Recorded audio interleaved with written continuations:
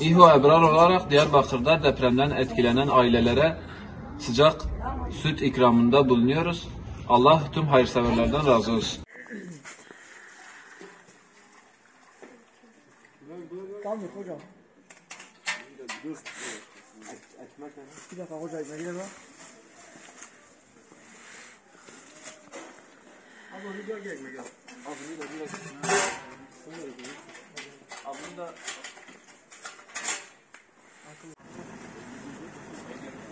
Ya ben gidiyorum.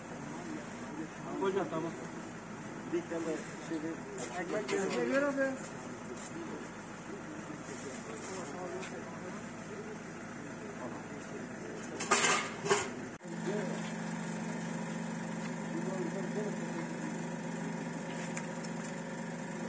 Bismillahirrahmanirrahim.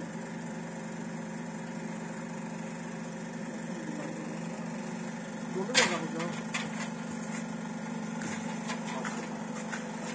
Sakatın vereyim o zaman.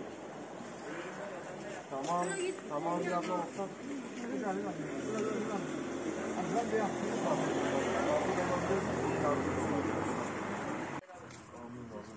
Ne tamam.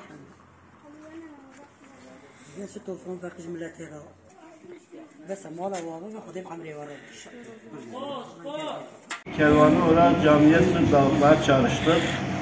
Hayır yapanların Allah sağlığını kabul etsin.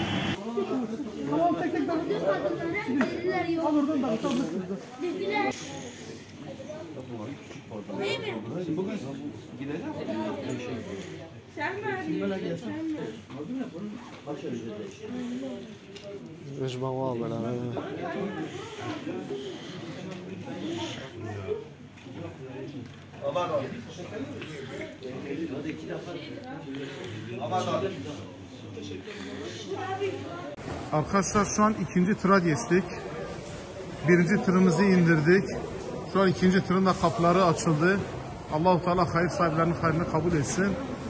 Şimdi indirmiş olduğumuz malzemeleri bütün kardeşlerimizin el birliğiyle ayrı ayrı tasnif ederek listeleyip ihtiyaç sahiplerinin ihtiyaçlarına göre inşallah dağıtıma geçeceğiz Allah'ın izniyle. Bu araçta Mardin Umut Kervanı'ndan ve Yetim Elinden ve Yetimler Vakfı'ndan ve İHO Ebrar'dan organize edilerek gönderilen araçlardan biridir. Allah hayırlarını kabul etsin.